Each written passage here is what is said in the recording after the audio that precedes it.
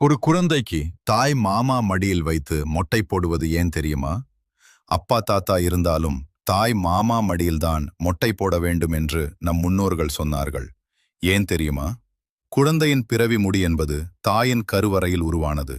அதில் முற்பிறவியின் கர்மவினை மற்றும் கற்ப தோஷங்கள் இருக்கும்.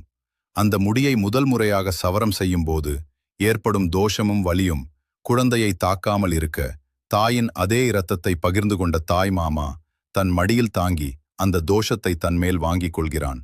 மொட்டை அடிக்கும்போது பிளேடு பட்டு குழந்தை பயத்தில் வீறிட்டு அழும். அந்த அழுகையை ஒரு தாயால் தாங்கிக் கொள்ள முடியாது.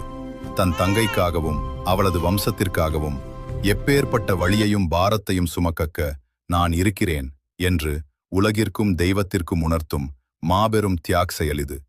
சின்ன சின்ன சண்டைகளுக்காக அண்ணன் தங்கை உறவை பிரித்து ஒரு குழந்தையின் தாய்மாமா உரிமையை பறிக்காதீர்கள்.